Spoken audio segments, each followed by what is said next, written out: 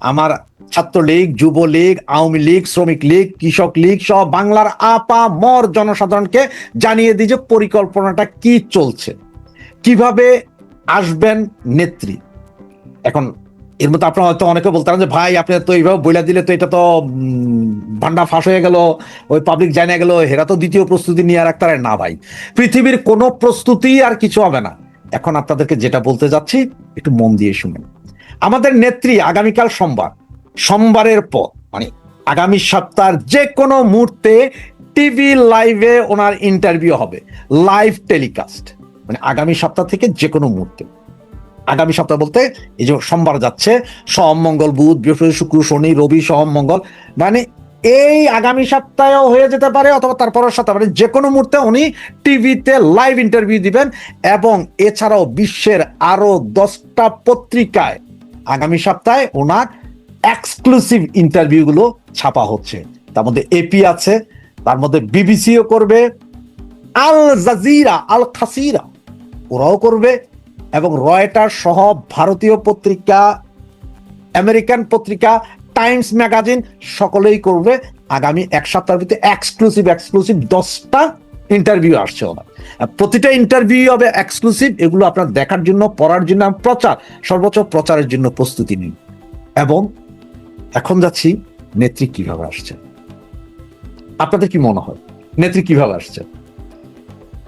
আপনাদের কি মনে হয় যে ওরা বাইন্ধা নিয়ে আসবে হ্যান্ডকাপ পরাইয়া? আমার নেত্রী আমার মতন রিক্সাওয়ালা যে আমারই ধরে নিয়ে যেতে পারবে না তো নেত্রী। ওই যে সমা ওবায়েদ, যার ওই যে দুষ্ট দুষ্ট ভিডিও কিছু আছে না মার্কেটে, সে বা ওই যে কষা জাহিদ, তাদের কথা মতো, বা ওই যে আমিনুল ইসলাম চিফ প্রসিকিউটার, না প্রস্টিটিউটার, আমিনুল ইসলাম চিফ প্রস্টিটিউটার সম্ভবত, না? আমি অবশ্য ইংলিশ ভালো জানি না তো, বাংরেজ ইংলিশ জানি না, কি বলে প্রস্টিটিউটার মনে হয়, হইতে পারে ভাই, আচ্ছা মাফ করে দিন, প্রসিকিউটার আবার মামলা হয়ে যেতে পারে। উনিও কইলেন যে আত্মসমর্পণ করতে না, বাইন্দা নিয়ে যাবেন নাকি, এইভাবে এটা মনে করেছেন উনি। তোরা হয়তো ভুলা গেছে যে এটা শেখের বেটি, এটা শেখ হাসিনা। এক্সক্লুসিভ দ্বিতীয় যে কথাটা সেটা হচ্ছে যে আমাদের জননেত্রী শেখ হাসিনার সাথে আসছেন বিদেশি, বাংলাদেশি বা ভারতীয় নয়, বিদেশি 2000 গণমাধ্যম কর্মী, মানবাধিকার কর্মী একসাথে একযোগে আসছেন। 2000 মানবাধিকার এবং গণমাধ্যম কর্মী একযোগে আসবেন নেত্রীর সাথে। এখন বলতে পারেন নেত্রী কি বিমানে আসবেন না বর্ডারে আসবেন সেটা জানি না, তবে এক্সক্লুসিভ খবরের এই যতটুকু আমাকে বলতে বলা হয়েছে আমি ঠিক ততটুকুই আপনাদের কাছে বলছি, যে 2000 গণমাধ্যম মানবাধিকার কর্মী নিয়ে একযোগে নেত্রী ঢুকবেন। সরকার চিন্তা করেন যে আপনারা কি নেত্রীকে আসতে দিবেন, কি বলবেন যে না। যদি আপনারা বলেন যে না তুমি আসতে পারবে না, যেমন যে জামাতের আমির, ওই যে রিক্সাওয়ালাটা, যেটা আজকে রিক্সা লইয়া নির্বাচন করতেছে আজকে, যে মুর্দা আমির আর কি, সে সহ বাকি এনসিপির যেই ছাপড়ি সেনারা বলছিলেন আসতে পারবেন না। আপনাদের উদ্দেশ্যে একটা কথা বলে দিই, ইরানের অবস্থা দেখছেন? ইরানের ওই যে প্রধানমন্ত্রী সহ যারা যারা আসছিলেন পাক্কাদের এখানে, তখন পাক্কারে যেন স্কট দিয়ে আনছে। আপনি যদি আসতে না দেন, চার্টার্ড বিমানে শেখ হাসিনাকে প্রয়োজনে ইন্ডিয়ান সেনাবাহিনীর 30টি ফাইটার বিমান একযোগে স্কট দিয়ে ঢাকা এয়ারপোর্টে নামাবে। আর না হইলে বর্ডার দিয়ে সরাসরি মানবাধিকার কর্মী, ক্যামেরাম্যান সহ বিভিন্ন মিডিয়া সহ বর্ডার দিয়ে লক্ষ লক্ষ জনস্রোত নিয়ে আসবেন। আমি আপনাদেরকে এর আগে, অনেক আগে, আরো 3 মাস আগে একবার বলেছিলাম আপনাদেরকে যে নেত্রী বর্ডার দিয়েও আসতে পারেন। হয়তো এমন হতো, সেদিন আমি বলেছিলাম যে নেত্রী হয়তো কোনোদিন দেখবেন যে কলকাতায় বর্ডারের ওই পারে দাঁড়াইছে, ওখান থেকে জয় বাংলার স্লোগানে বাংলাদেশের আকাশ বাতাস কেঁপে উঠছে, বাংলাদেশের মানুষও দৌড়ে যাচ্ছে যে বর্ডারের ওই পারে হঠাৎ জয় বাংলা স্লোগান কেন। আরে নেত্রীরে দেখা যায় ভাঙ্গা ছিল, ওই যে কি বলে এটা হিন্দি একটা ছবি ছিল যে একটা বাচ্চা মেয়েরে দিতে যায় পরে বর্ডার ভেঙ্গা, 2 দেশের বর্ডার ভেঙ্গা আইনা দিছিল, ওই ধরনের হইতে পারে, ওই কাহিনী হইতে পারে। হয়তো বর্ডার দিয়ে সগৌরবে উনি গাড়ি চালাবেন, 3-4 হাজার গাড়ি থাকবে, যেখানে সব সংবাদকর্মী, বিদেশি মিডিয়া সহ সবাই থাকবে।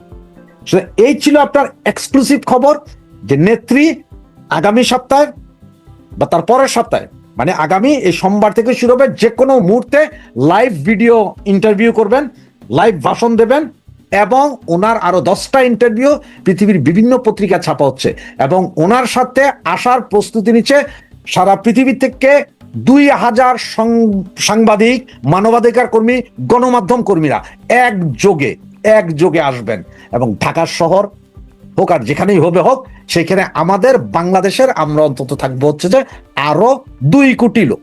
প্রস্তুতি নেন, কান্নার সময় শেষ, হুমকি ধমকির সময় শেষ, প্রস্তুতি নেন।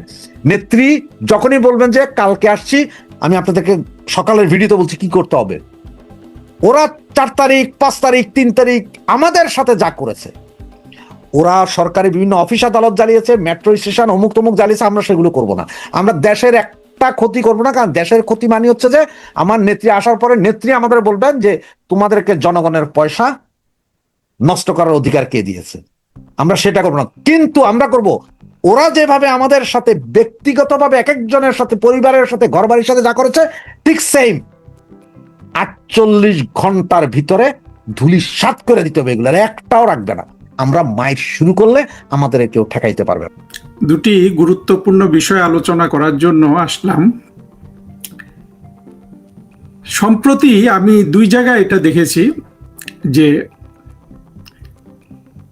অ্যাম্বাসেডর আহমেদ তারেক করিম, প্রধানমন্ত্রী শেখ হাসিনা আহমেদ তারেক করিমকে 2009 থেকে 14 সাল পর্যন্ত ভারতের রাষ্ট্রদূত হিসাবে নিয়োগ করেছিলেন। তিনি একজন সিনিয়র কূটনীতিক এবং ভালো কূটনীতিক হিসাবে পরিচিত। প্রধানমন্ত্রী শেখ হাসিনার সাথে তার আগে থেকেই পরিচয়, জানাশোনা, সুসম্পর্ক ছিল। এই ভদ্রলোক সম্প্রতি পররাষ্ট্র মন্ত্রণালয়ের একটা থিঙ্ক ট্যাঙ্ক BISS এখানে বক্তৃতা দিতে গিয়ে জম্মু কাশ্মীর ভারতের জন্য অবশ্যই একটা সংবেদনশীল ইস্যু, এটাকে পাকিস্তানের পতাকা হিসাবে প্রদর্শন করেছেন। চিন্তা করুন, এইরকম কাজ কে করতে পারে বাংলাদেশে? কে করতে পারে সেটা আমি বলছি। করার সাথে সাথে সেখানে ভারতের হাইকমিশনের একজন কূটনীতিক উপস্থিত ছিলেন, উনি প্রতিবাদ করেছেন। পরে পাকিস্তানি এক কূটনীতিকও সেখানে, পাকিস্তানের ইনফ্যাক্ট ডেপুটি হাই কমিশনার ছিল, সেও কথা বলতে চেয়েছে। আহমেদ তারেক করিম কিন্তু এটা এড়িয়ে গেছেন। কিন্তু আহমেদ তারেক করিমের মতো লোক, যার বয়স 75-80 এইরকম, দীর্ঘদিন কূটনীতিক ছিলেন, ভারতে 5 বছর কূটনীতিক রাষ্ট্রদূত ছিলেন, এবং আমরা শুনেছি যে ভারতে অনেক বিজেপি সরকারের অনেক উচ্চ পর্যায়ের লোকজনের সাথে ভালো খাতির রাখতেন। তো তিনি এখন কেন এই ধরনের বিতর্কিত মানচিত্র উনি প্রদর্শন করতে যাবেন? বিষয়টা বুঝতে হলে আপনাদের, আমি যে পাকিস্তানি সেকুলার বলে গলা ফাটাচ্ছি আমার প্রতিটা ভিডিওতে, পাকিস্তানি সেকুলারদের ইস্যুটা আপনার বুঝতে হবে। আহমেদ তারেক করিমকে ওই সময় সবচেয়ে বেশি অপমান করেছিল মাহমুদুর রহমানের প্রথম আলো, আমার দেশ। সেই সময় উনি একটা পুস্তিকায় লিখেছিলেন জাতীয় দিবস উপলক্ষে, জয় বাংলা জয় হিন্দ। এই জয় বাংলা জয় হিন্দ লেখার জন্য মাহমুদুর রহমান বিশাল কলাম লিখেছিল এবং হইচই ফেলে দিয়েছিল। মাহমুদুর রহমান একা নয়, তখন কনক সরোয়ার ইত্যাদি অনেকে হইচই ফেলে দিয়েছিল এটা নিয়ে, যে ওই পুস্তিকায় জাতীয় দিবস উপলক্ষে জয় বাংলা জয় হিন্দ লেখে, ওই যে শেখ হাসিনা যে ভারতের কাছে বাংলাদেশকে বিক্রি করে দেয়, সেটা আহমেদ তারেক করিমের মাধ্যমে করেছে বলে তারা প্রচুর প্রচারণা চালিয়েছিল। আহমেদ তারেক করিম কি করেছিলেন? উনি জয় বাংলা জয় হিন্দ যে লিখেছেন, এইটা সারা পৃথিবীতে রাষ্ট্রদূতরা জাতীয় দিবসের স্লোগান হিসাবে ব্যবহার করে। পাকিস্তানে বলবে, আমাদের যদি জয় বাংলার সরকার হয় বলবে জয় বাংলা পাকিস্তান জিন্দাবাদ। আমাদের যদি বাংলাদেশ জিন্দাবাদের সরকার হয়, পাকিস্তানে আমাদের রাষ্ট্রদূত সেদিন বলবে বা লিখবে, পুস্তিকা বের করলে এটাই লিখবে যে বাংলাদেশ জিন্দাবাদ, পাকিস্তান জিন্দাবাদ। একই ঘটনা আমাদের রাষ্ট্রদূত ব্রাজিলের যদি রাষ্ট্রদূত হয়, সে একই কথা বলবে যে জয় বাংলা জয় ব্রাজিল। এটা একটা আপনার সিম্পল কূটনীতিক প্র্যাকটিস, ভদ্রতা। এই জিনিসটাকে মাহমুদুর রহমান মোটামুটি ন্যাশনাল ইস্যু করেছিল, তখন তারেক করিম সাহেবের কোনো দোষ ছিল না। এই মাহমুদুর রহমান, এই জঙ্গি, যাকে আমি মনে করি যে বাংলাদেশের সবচেয়ে বড় জঙ্গি, এবং জঙ্গিত্বের জন্য জীবনে সে অনেক স্যাক্রিফাইস করেছে, জেল খেটেছে, মার খেয়েছে, এগুলোর কিন্তু তাকে আপনার সুনাম করতে হবে। মাহমুদুর রহমান একই পতাকা, সে যখন আপনার এই বই, তখন ছিল বোর্ড অফ ইনভেস্টমেন্টের চেয়ারম্যান বা নাম্বার 1 থাকে, বোর্ড অফ ইনভেস্টমেন্টের হেড, তখন সে এই পতাকা